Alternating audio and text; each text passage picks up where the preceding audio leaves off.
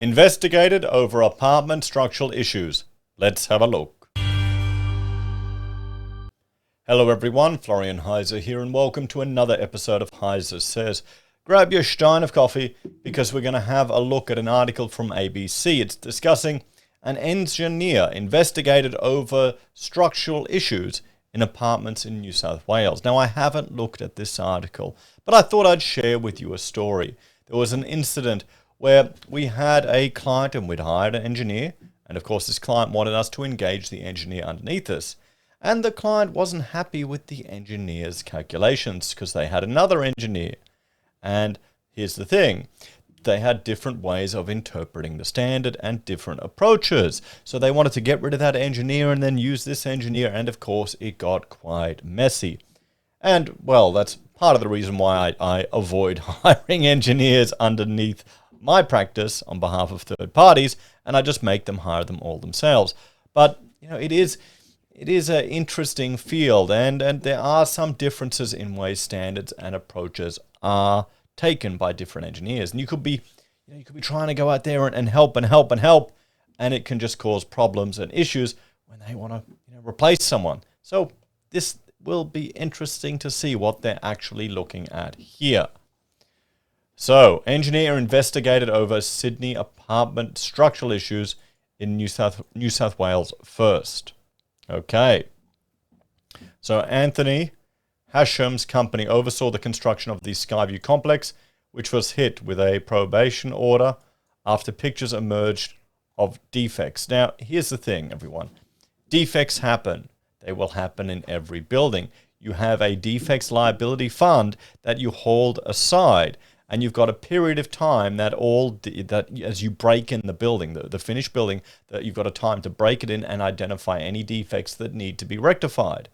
Now, the builder has to come back and rectify those defects. And that's where it gets all messy, because there's usually a fight over if it's a defect or if it's a maintenance issue. And one of the problems with the way buildings are procured, particularly development stock, they just want to get it up looking good. They're not too worried about long-term maintenance of it, making it easier to maintain, or maybe spending more on materials and products that don't require such onerous maintenance.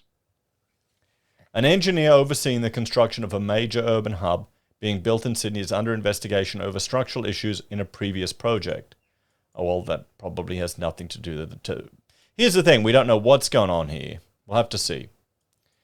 Engineers Australia, the industry's peak professional body, is probing Anthony Hasham after receiving a complaint from New South Wales Building Commissioner David Chandler in May.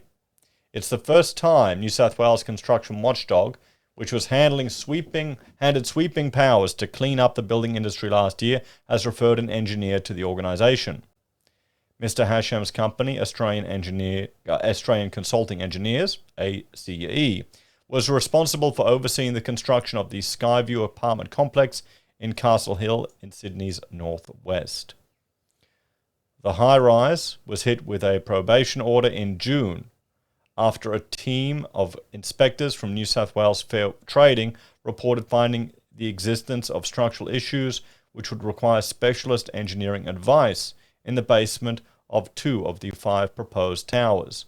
Now, I mean, we don't know what that is. We need more information here to really pull that apart. That may be something scary, or that may be really simple. What's specialist advice? Isn't it all advice from an engineer specialist advice? The Skyview complex is one of Sydney's biggest residential property developments with around 960 apartments. 2 of the project's 5 towers are now complete, with the remainder still under construction. How is this building being procured? I want to know how these buildings are procured. If it's design and construct, or if it's traditional. I'd bet a carton and a stake that they're all being procured by design and construct. I've got concerns with that, because then there's a potential conflict of interest with the traditional policeman of construction quality, which was the architect and the certifier, if they're working for the builder. Because if you speak up, or if you don't agree to something, they'll turf you, and you lose future work. I know. Buyers were recently prevented from moving into the completed towers for several weeks until the order was lifted after the developer 2Place agreed to be liable for any potential future defects for 20 years. Developer 2Place didn't respond to questions from the ABC, but company director Yin Nassif has previously said consumers could be confident in the building. 4 engineering groups, including a panel of 3 independent professors of engineering, have studied the basement structure for compliance with the Australian Standards and Building Code Board of Australia. It has passed with flying colours at each review, he said. Engineers Australia said if the complaint against Mr. Hashem was upheld, he could be stripped of his accreditation. Sanctions could include a written warning or reprimand, suspension or cancellation of their membership, or removal of the member's title, a spokesperson said. Mr. Hashem denies any wrongdoings. Yeah, we haven't heard anything that he's done wrong. Chandler's just made a complaint about him, so we'll have to see what comes of that.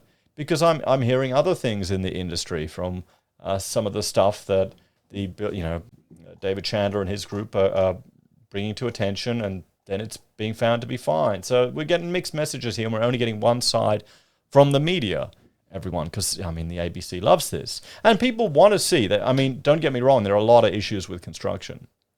There are a lot of issues with construction here in New South Wales in particular. We've had an overheating of the construction sector.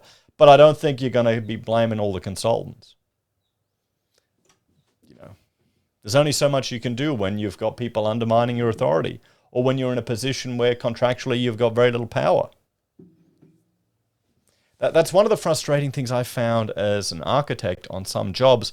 We would have all of this legal liability and responsibility, but would have no authority. And it's just insane. And whenever there's a lawsuit, everyone is just dragged in. The lawyers just get the shotgun approach and just want to sue everyone with professional indemnity insurance.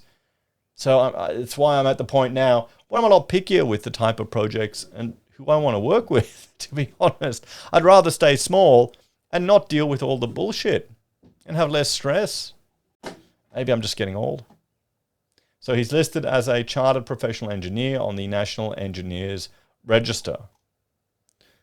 So, reaching chartered status assures the world you are dedicated, reliable, and top of your industry, according to Engineers Australia. However, a spokesperson for the professional body noted if Mr. Hashem's accreditation was removed, it would not stop him practicing, only impact his ability to attract further clients or future clients. Oh, would it really? Would it really? New South Wales Building Commissioner Mr. Chandler said it was now up to Engineers Australia to act. It's important that industry associations also hold their members to account and consider potential breaches of their code of conduct, he said. It's also understood if Mr. Hashem lost his title, he may struggle to re-register with the New South Wales government. Yeah, but is he? Where are we seeing that? There's no claims. There's just an investigation. In some regards, I feel sorry for this guy. We don't know what happened. We don't know what the issues are. Compulsory registration of engineers that work on multi-storey residential apartment complexes was launched in July and is one of the range of measures introduced after extensive building reforms were passed in New South Wales Parliament last year to avoid a repeat of Sydney's Mascot and Opal Tower fiascos. Well, here's the thing. I don't know if that's going to make any difference, to be quite honest. How many of the engineers do you think in New South Wales that were working on these larger projects were registered in other states? Do you think that made a difference? If you've got a subby or a builder that's going D&C and then cutting corners? You can design whatever you want, but then at the end of the day, it's the responsibility of the builder to follow the drawings. You're not observing the site 24/7. You can go out there and check certain things to an extent. I've had jobs where we were to be engaged to do, not quite contract administration, but site supervision. And then it's the first thing that, of course, they cut from the job because it cost money. And what happened? Yeah, months later, after they cut us from this entire section of the job, I get this email going, oh, can you sign this for the certifier? And it was me signing as the architect that the work had all been completed as per the documents, when I'd never set foot on site once. That is the type of shit people ask you to sign in the construction industry now. Do you know what I told them, guys? Do you know what I told them? I'll let you guess while I have a shot of coffee. I said, no, sorry. Can't help you there. Completely polite and 100% professional. Yep, that's Florian. Mr. Hashem said he was aware of the complaint against him, but not concerned about losing his accreditation. I wish to note that an investigation or an allegation made does not in itself result or equate to negligence or guilt, he said in a statement. I deny any wrongdoing. Yeah, okay, you're innocent until proven guilty, guys. Remember, that's what we have to, that's the gold standard. I will be providing full cooperation to the investigation as and when I am called upon. In June this year, Mr. Hashem was honoured with a Medal of the Order of Australia for his service to businesses and Australia's Lebanese community. His latest project, the Box Hill Centre, City Centre, is the centrepiece of a major transformation taking place in the area bordering Rose Hill in Sydney's Hill District. Once fully developed, the suburb of Box Hill is predicted to attract around 250,000 new residents, according to 2Place. More than 680 apartments in Box Hill city centre are expected to begin selling off the plan soon. The $226 million 9-storey city centre project will also include a large shopping centre complex and is expected to be completed in early 2023. A spokesperson for the Hill Shire Council said it would not send extra inspectors to review the project as developer 2Place had its own private certifier. Yes, this is the thing. It's not the council's job to inspect these projects, everyone. It's the certifier. I would hope that we move to a system with 3 certifiers on a job. One representing, all paid up front. Paid up front. One picked by random lottery, and their job is to represent the adjacent owners and the future owners of the building.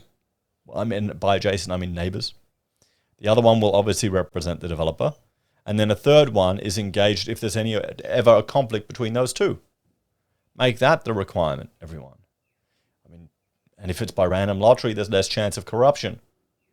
Sweet gig to be a certifier. Oh, not really. Honestly, that's a bloody stressful job being a certifier, guys. I know a lot of them that have gotten out of the field. They go into Access Consulting, and they just come and save the day when someone stuffs it up. So there's less chance then of pressure and corruption being put on people that are with the government. Because, it's not the magic solution that people hope. So it's interesting.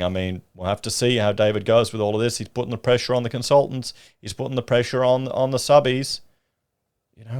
I did one. I sent him a YouTube message going, when are we going to get Australian standards for free? And he goes, it's not possible.